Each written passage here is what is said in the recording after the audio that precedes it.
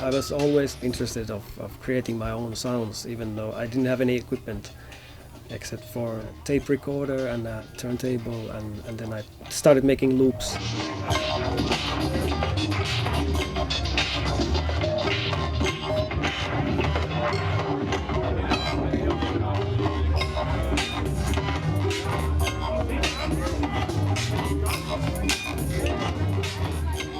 I got interested of music as a quite young boy. Electronic sounds and this kind of a bit weird music was somehow interesting me. There was also a lot of music that I found interesting, but they were always like very deep and like melancholic, which was also a little bit like, come on, you can make this weird music, but it doesn't need to be so sad. Usual club music is really like it doesn't last long for me. Sometimes it's nice, but I don't want to keep on with that forever, and especially playing self or producing self, that kind of sounds. And I was looking for something fresh, and whenever I heard something bit rhythmically bit more challenging or weirder sounds and all this, and it always catched me. I make a lot of like different music, also Skweee, and for me it was like something that happened when I was trying to escape the regular club music. For me it was dropping the tempo down and getting even more like broken rhythms and getting rid of the scales and everything.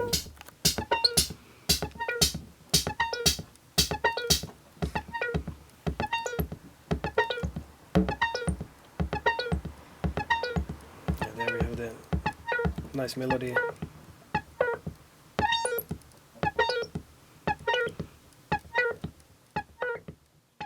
My new favorite handcrafted instrument from Turku, the city I come from originally, and there's this genius who made this. You can stick whatever like components into it, and then I record it, and there's music. That's how I make the songs. I can basically just whatever components, stick them in, and changes the sound.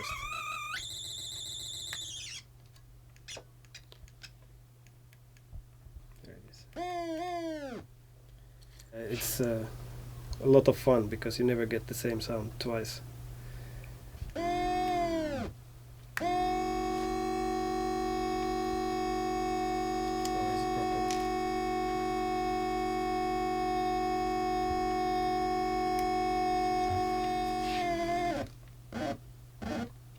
It's like I never used it before, right? The guy from Turku who is making different things, and this was his invention, sort of like a open source hardware kind of thing that allows you to connect very freely everything, and you can patch it to modular system or toys or whatever, and it's completely open and free.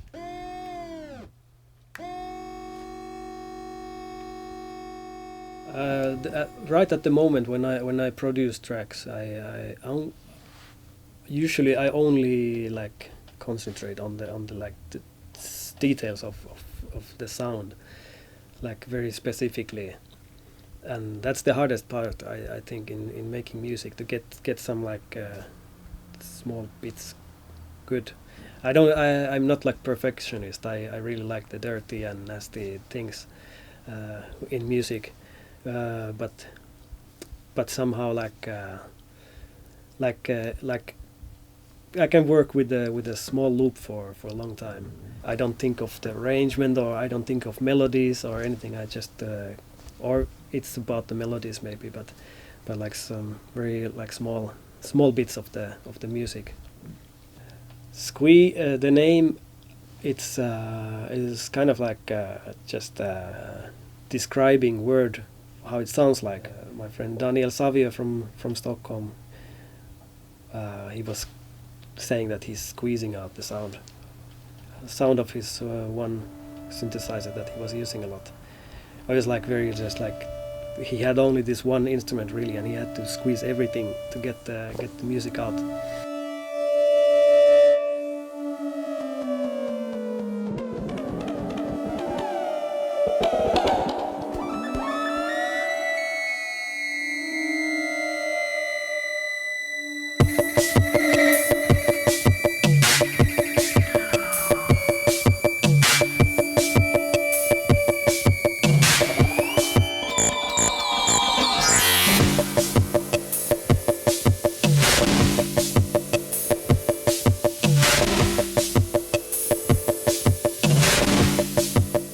Producing electro, techno, whatever house was always a little bit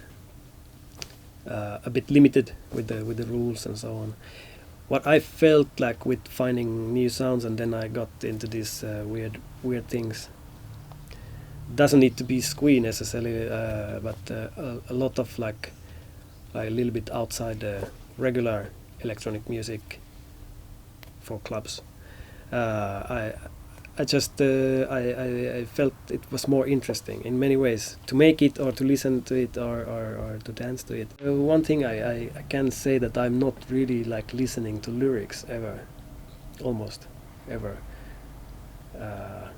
That's why I'm very happy with instrumental music often. And, the vocals is usually just another instrument in a song. I was listening a lot to hip hop with a lot of text, but then again, what I liked in a rapper was the rhythm and the sound of his voice rather than the text is, which I luckily didn't understand all when I was young. One song that really was like a Skweee song to me already, like many years before the whole thing started, was one of the Mouse on Mars tracks from the New Nigun album. Called the track was called Pinville Herman.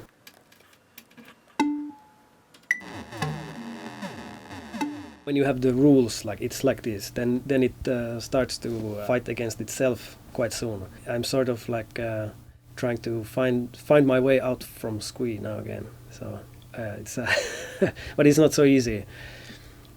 So I don't know, I have to learn again something new or learn myself out of the routines.